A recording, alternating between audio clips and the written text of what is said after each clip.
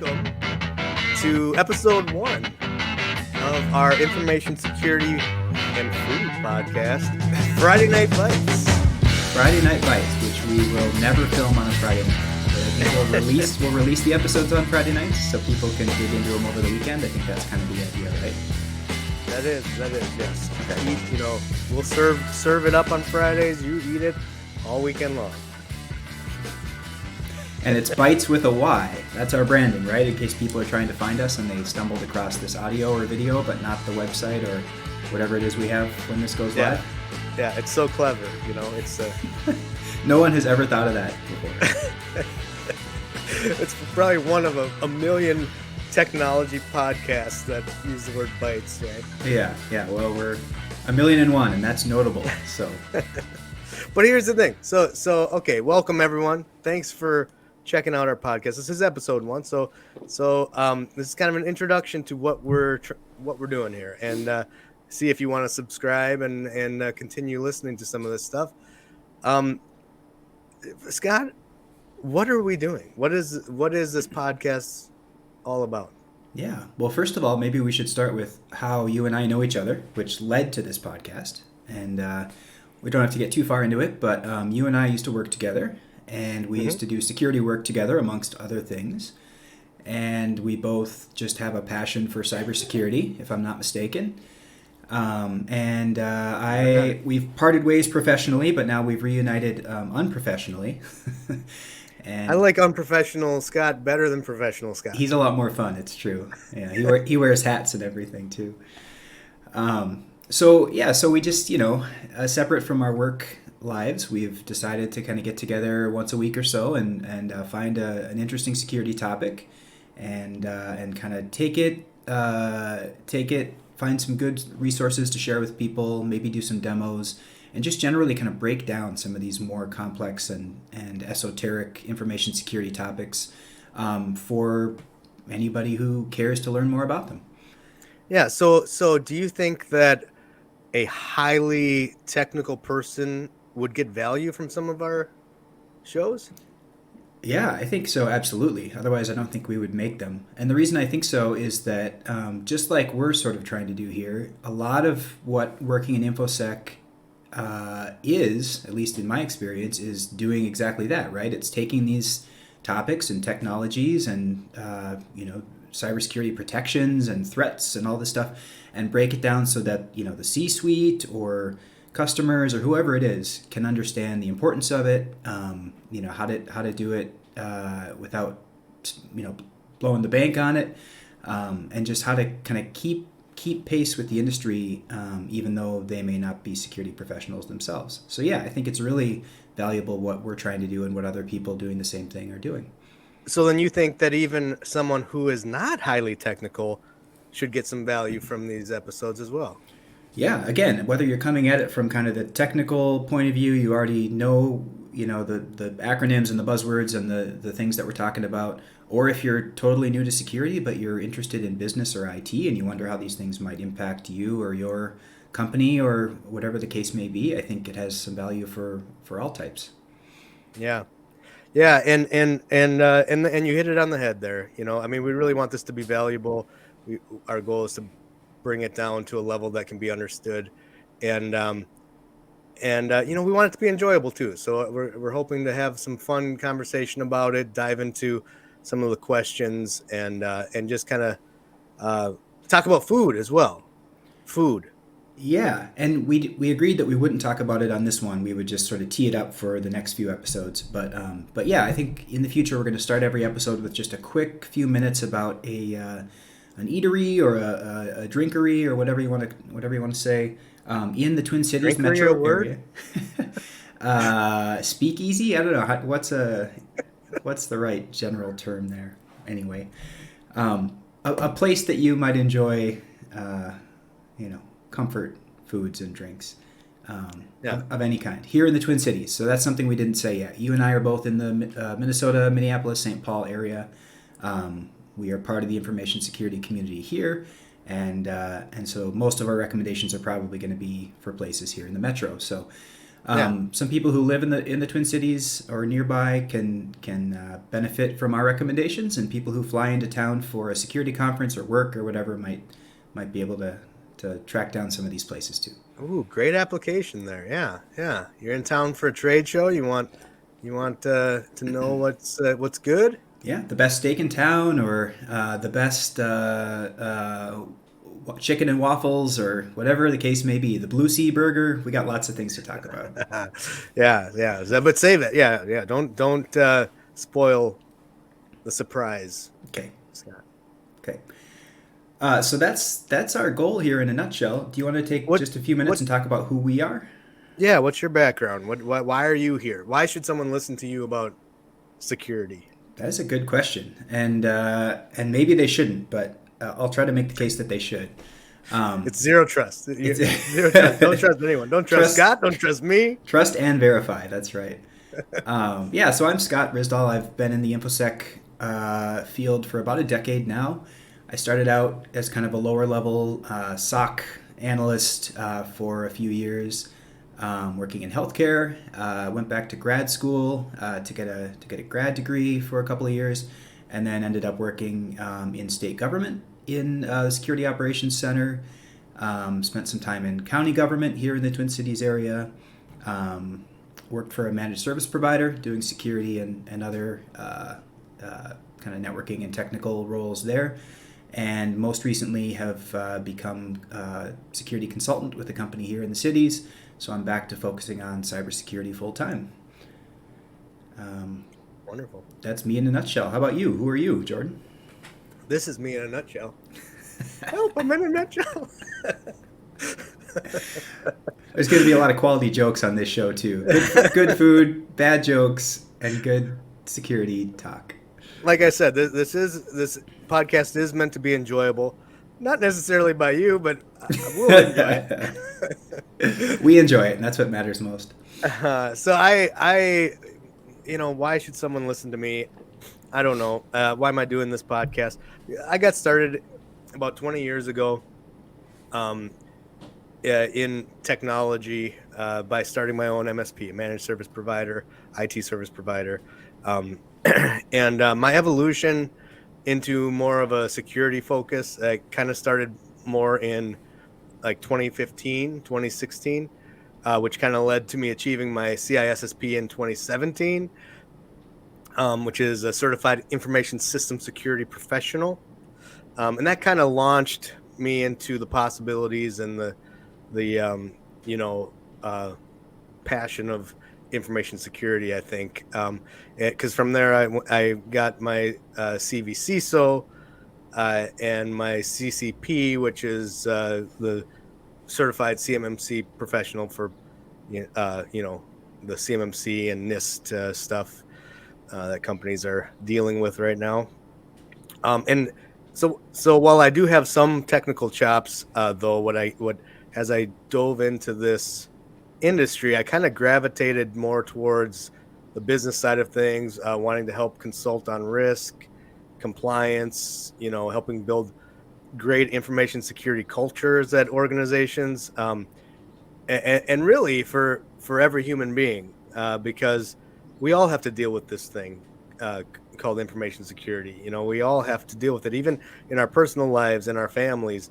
And so I've kind of let it, the passion kind of comes from really letting it expand into just the average Joe's everyday life. They have to deal with some of these concepts, whether they like it or not. So, that's why I really like the idea of the application towards the highly technical folks, but also, man, every person needs to get a grip on some of this stuff. So that's what I'm here for. Cool. Sounds good. Sounds like you're a certified expert. Yeah. I got the documentation to prove it. Certifiable. Cool. Now, talking about food, I'm not certified to, but I will give you my opinion. There's a lot of people on the internet who are not certified to be experts on anything who present themselves that way, so why buck the trend, right? Right. All right. Cool. So yeah. what are we talking about first? Episode 1, everyone's wondering, okay, well, what's this topic you're going to talk about? Yeah, and spoiler, it's been up on the screen since we started rolling Oh, here, so it's not going to be a surprise. But it's a surprise to you because you're not watching what I have on the screen. passwords. Yeah, passwords and maybe the next generation of passwords, which they're calling passkeys. Would you Um, say it's the end of passwords as we know it? I would say that, and I feel fine. How do you feel about it? I feel fine too. Um, yeah, we figured if we're going to start a podcast, security podcast off, why not start with the thing that is most sort of central and most reviled in security, and that's passwords, right? How Yeah. many times have you had to deal with helping somebody reset a password or um, helping somebody understand how to make a good password, right?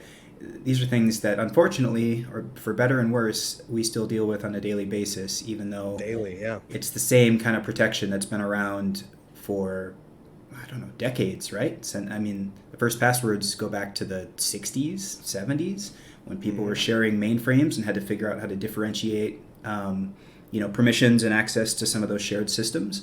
And in a lot of ways, we're still using the same type of security mechanism today. We just make them a little longer and make them have a number and a symbol in them, right?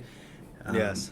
so we thought that'd be a good place to start this podcast, especially since there's maybe a real, arriving soon or already here today replacement or solution for the pain points that come with passwords, which we're going to talk about.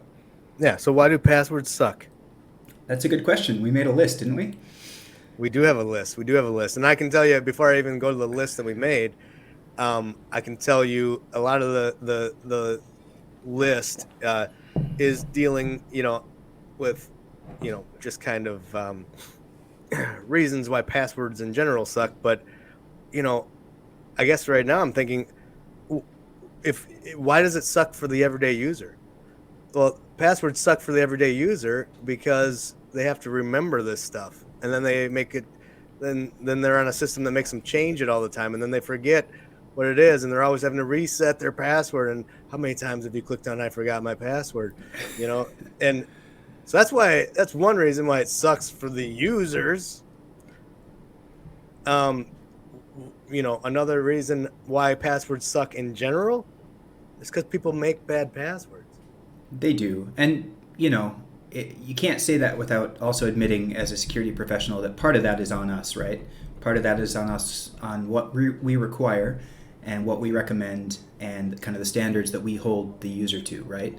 And honestly, we pass some of the burden of managing authentication off on the user because, like you say, they have to memorize, not only or not anymore just an 8-character password, but now we're saying it's got to be 14 or 16 characters, and it can't have the company's name in it, right? And it can't be the season, and it can't be blah blah blah. So we keep making it more complicated for the end user to remember and have a good password. And then, as you also said, we do all that, and then we make them change it every 90 days or every Yeah. 6 months or every year, whatever it may be. So it's really sort of a punishment. It's security reprimand to people who haven't done anything wrong.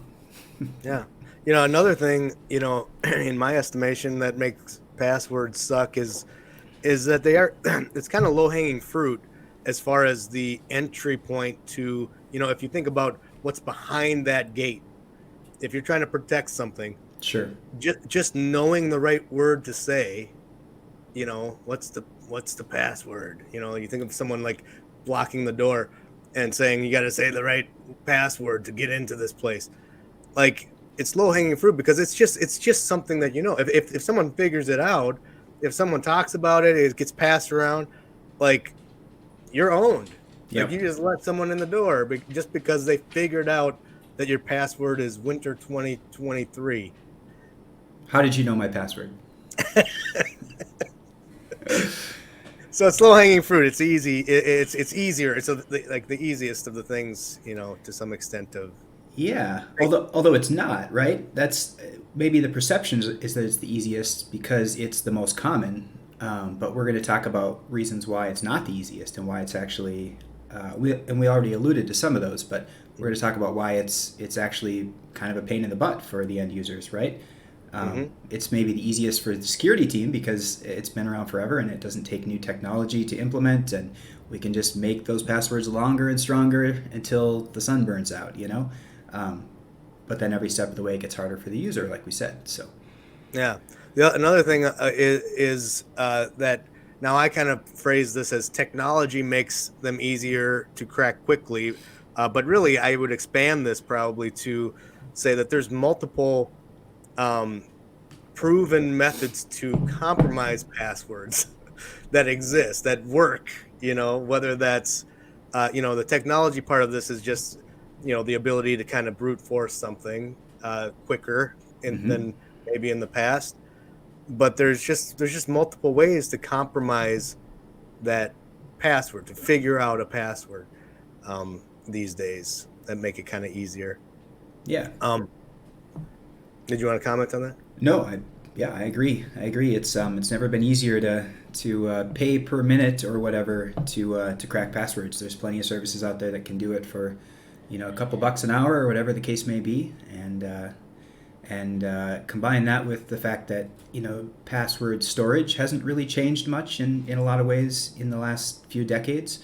If you're on a Windows network, your passwords are still basically hashed without a salt, and we can talk about what that means if we want to. But the strength of those stored credentials has not improved significantly in a lot of networks in 10, 20 years. So the cracking technology has accelerated, like you said, but the way that passwords are stored in a lot of cases is still Stone Age. So Yeah, and we'll get into more of the deep waters on this. yeah, I know a lot of what I'm saying right now. I mean, this is shallow waters. A lot of people kind of are getting this, and we'll dive into this. The last thing I'll say about passwords, because there's a lot of probably more things you could say about passwords sucking, but also one key thing is that people use them everywhere. They use the same one everywhere.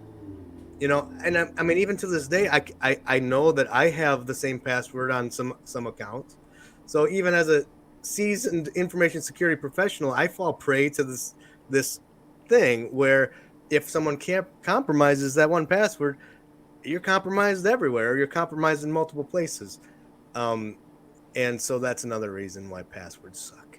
yeah, that's a good reason. Like we said, it's the harder that we make it to remember good passwords for the users, the more likely they are to pick bad passwords that technically meet the standards, or to reuse those passwords all over the place because they finally have a secure one. So now they're going to use it for their bank and their iTunes account and their work and home and whatever. So yeah, lots of reasons that passwords suck. So what has been the recommendation lately, or in recent years, to try to fix this password problem?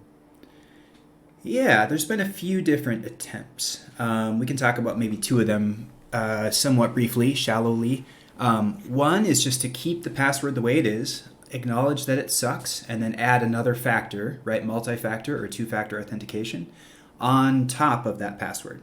So, it's still winter 2023 exclamation point, but now I have a smartphone app that asks me again, hey, is this really you, Scott?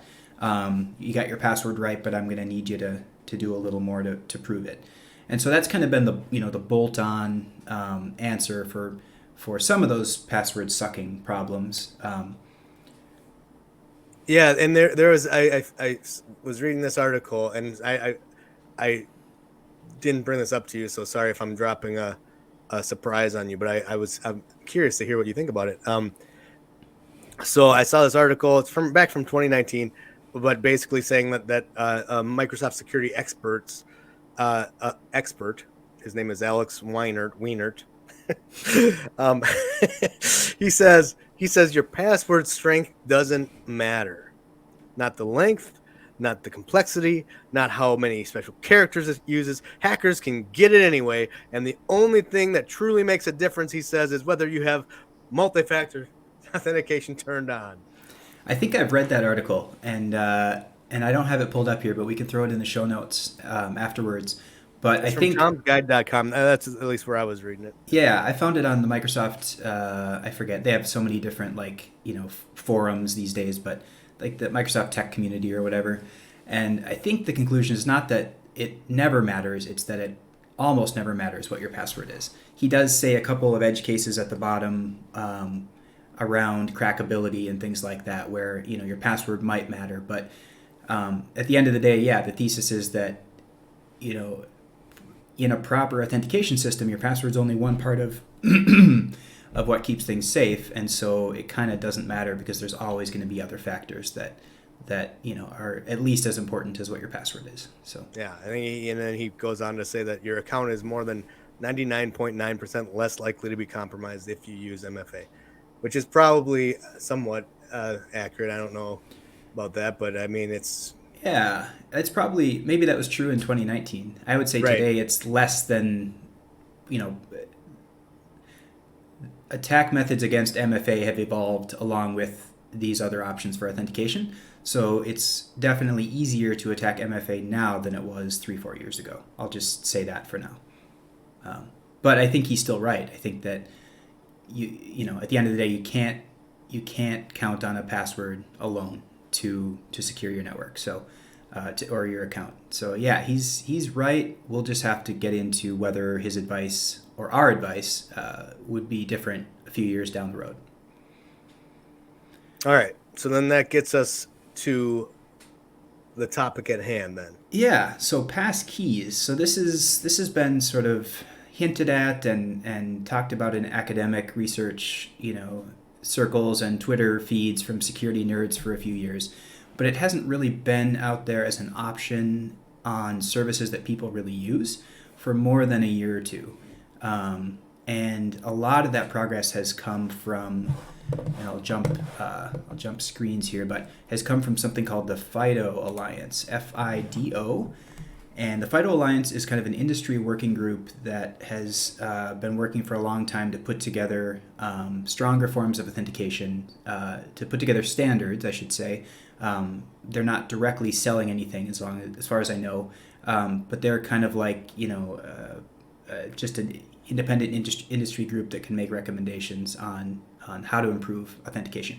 And so their main, their thesis for a long time has been get rid of the passwords, replace it with something that the users have that's secure, as opposed to something they know, like a password, which you had said earlier. And I think there's a really good analogy that I was thinking about before we hit the record button today, and that's car keys, right? So imagine if you had to get in your car, and to start up the car or even to open the door, you had to enter in a password, right? Imagine having to type in winter 23 exclamation point behind the wheel of your car, and then it would start right up and you could drive for that session, right? You could get to Target, and then you turn it off, and then when you come back out, maybe it remembers you because it's only been a couple of hours since you signed in. Maybe you have to re-enter your password. But imagine how inconvenient that would be and how insecure it would be. If you're in Target for an hour and a half with your kids, someone's going to have time to potentially brute force that password on your car. So we would never trust a weak form of authentication on our car. And we could get off on a tangent about car hacking because that's a huge field now as cars become computers first and transportation methods second. But I think the analogy still works, right? So right. You have something physical. You have something that only you have a copy of. It's fairly hard to forge, right, or to spoof. Somebody would have to take your key, make a mold, or go to Home Depot and use their key vending machines, right, and get a copy of it. And it should be fairly obvious to the owner of that vehicle that they're missing their keys, right, that somebody else has made a copy of these things. But to come full circle here, the beauty of a key versus something is that it's really, really hard to forge or to steal because it's something that's in your physical possession as opposed to just something that's up here that can be easily digitized and guessed and stolen.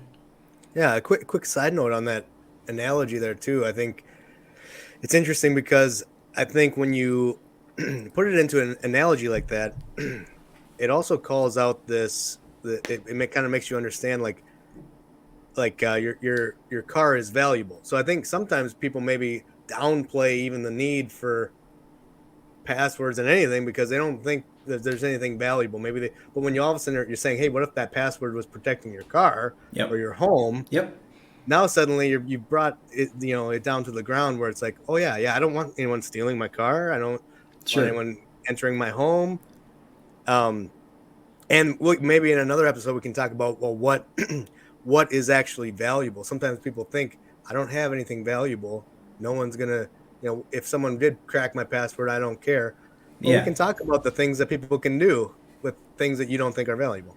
Yeah. And because I like my own analogy so much, I'm going to say that, it's like somebody saying, well, I only drive a 2008 Camry. Who would want to steal my 2008 Camry? Well, there's gas in the tank. Someone could use it to commit a crime. Someone could, take off the plates and joyride in it. There's all sorts of reasons that even a 2008 Camry could be useful to criminals, And so the analogy, I think, holds there.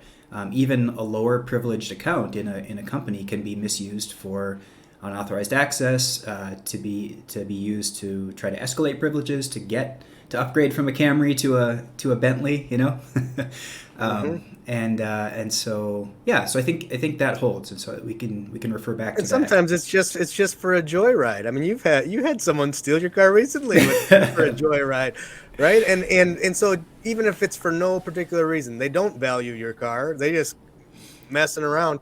The effect that it has on you. Someone did steal your car, and now you got a bunch of headache to deal with. You can't get to work. You can't do, things. So, Yep. anyways, Yep. tangent over. Yeah, real quick continuation of tangent. So the other thing about passkeys, right, about substituting something you have for something is that you have to have it. So just like if you go out to start your car in the morning and you forgot your keys, you can't call tech support and say, hey, sorry, can you let me into my car, right?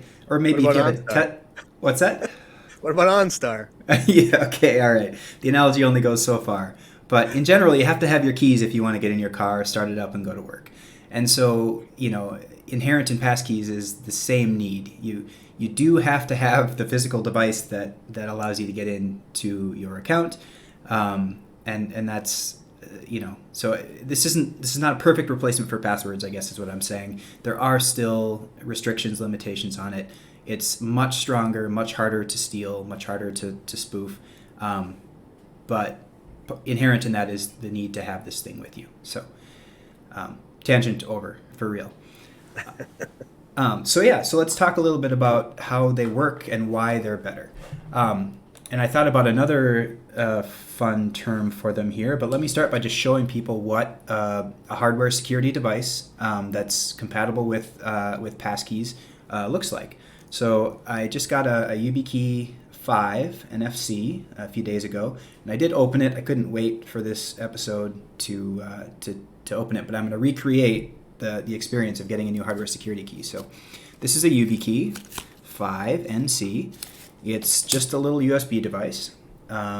It's got a hole in the top there, so it goes right on your keychain. It's got kind of a metallic button in the middle, which is how you activate it. And then it's got just your standard USB-A type contacts. So it's a really simple little device. But it's basically an embedded computer, for lack of a better term, that can hold your authentication information. And being from Minnesota, right, and having some state fair pride, I'm going to call it authentication on a stick. Love it. Yeah. So this is what you need. This is what replaces your password. And we can do a quick demo here just to show how easy it is to use and to set up. So I'm going to pop this into my PC where I'm recording. And I'm going to jump over to, so this is a UBKey device, which is made by UBKey. UBKey is a company that's been involved in the FIDO Alliance and just some of these passwordless standard creation for many years. And this is kind of their flagship device. So what you do... Are they related to the band UB40? I don't know. That's a good question.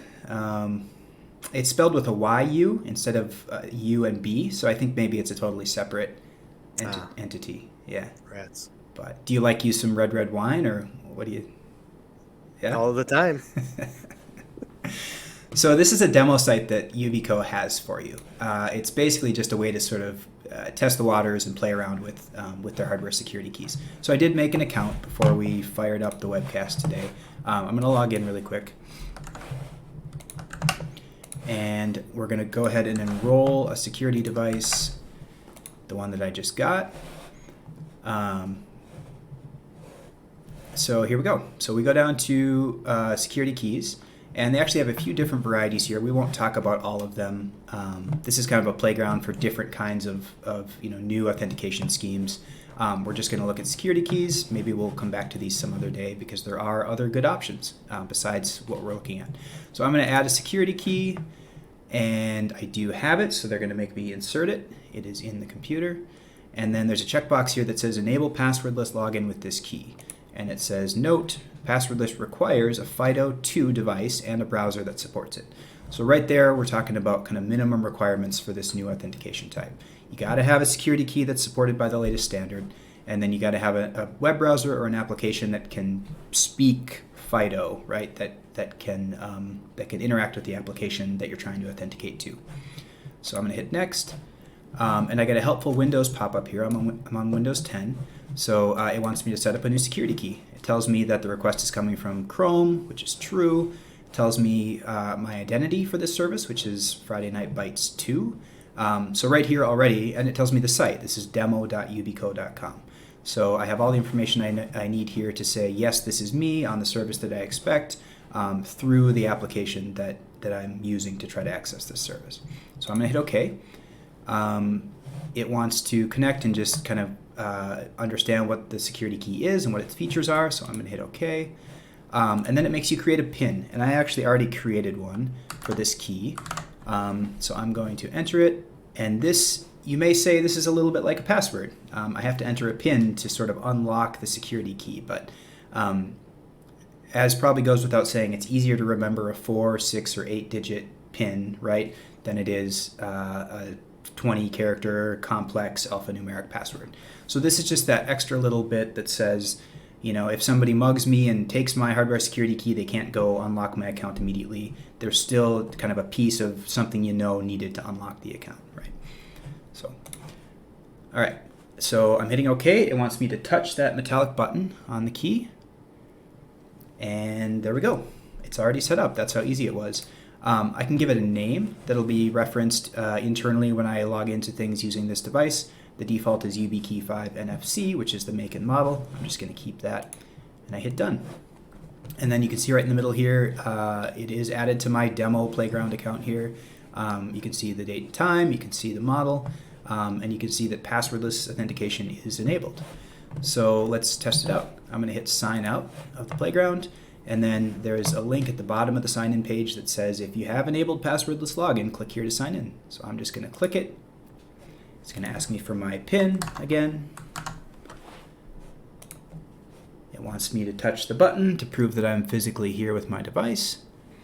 And then it's going to ask me if there's multiple accounts already or identities linked to the security device, it's going to ask me to pick one. So I'm going to hit OK. And I'm in. And that's it. How much easier was that than having to remember a password and change it all the time? That seemed pretty easy to me. Go passwordless. It's really easy. Let's talk about the fine print a little bit. So, all right. So I knew it. Everything has fine print. Yeah, it's not a perfect world, but one of the fine prints we just kind of alluded to. You do typically have to have a PIN linked to your YubiKey or to your security device, and again, that's just like your debit card, right? If all it took to withdraw your life savings from your bank account was the presence of your card, that'd be a nightmare, right? So they require you to have physical possession of the card as well as usually a 4-digit PIN to go to that ATM and to access your account. So this is no different. It's still multi-factor in that sense. We've just swapped a really insecure primary factor, the password, for a very, very cryptographically strong primary factor, which is that passkey or that hardware security device. So so there's one bit of fine print. We already talked too about the fact that you need to have it on you. You need to bring it to work with you or wherever you're happen to be logging into your services, which is why they put that the keychain hole on the device. It's meant to go just right on your keychain next to the fob for your work and your car key and your house key and all that stuff. So basically bring it with you wherever you go, and then you have strong cryptography in your pocket. How indestructible are those things? It kind of seems like, especially those ones, it seems like you got a lot of things exposed.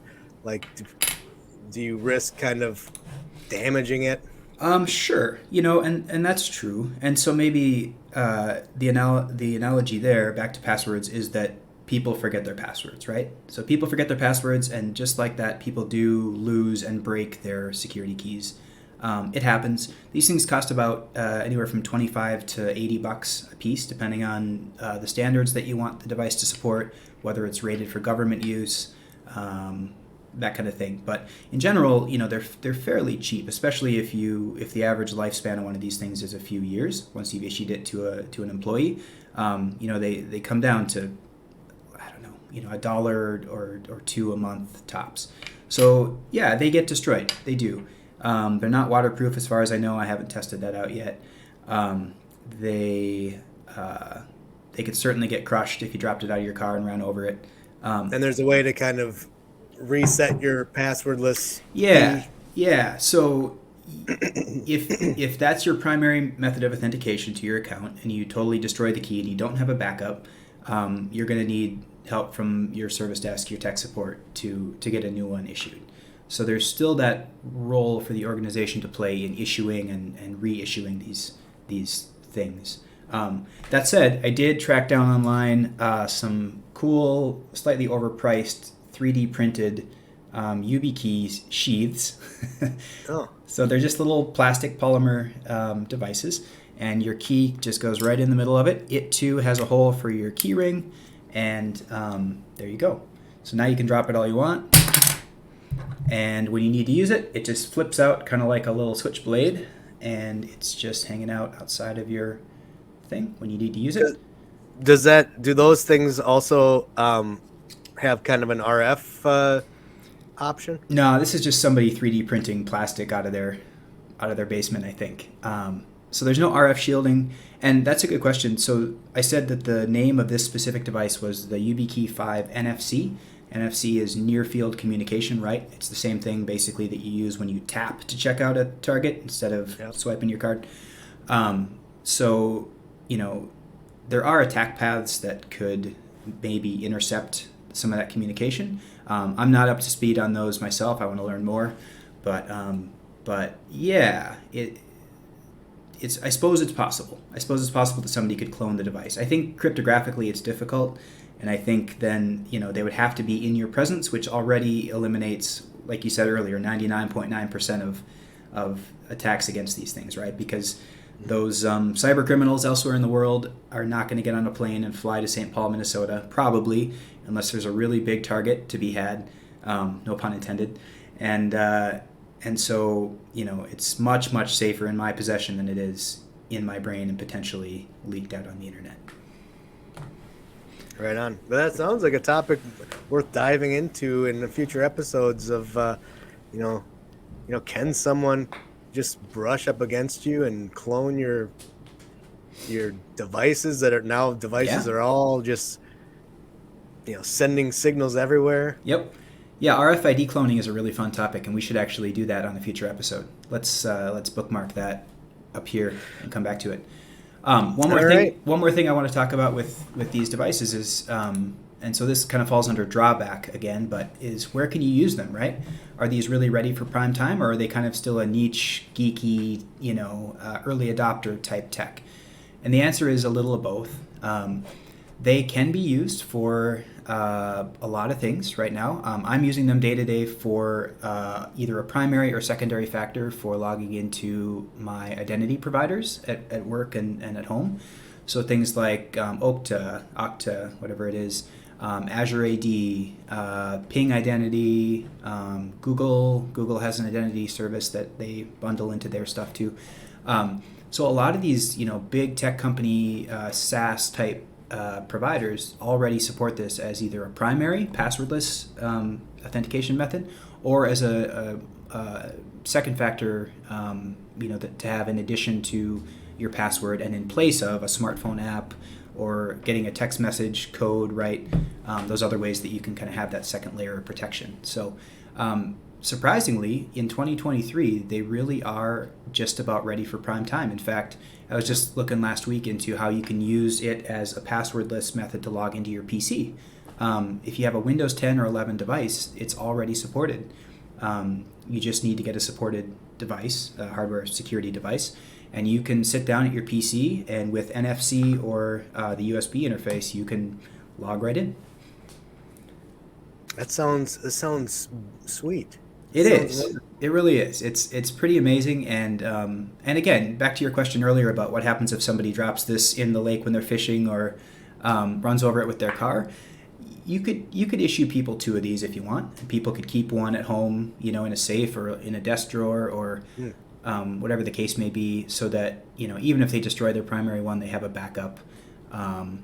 Because the same thing applies to your cell phone, right? If this is your 2-factor device and you drop that in the lake or run over it with a car, your passwords or your passkeys are also gone.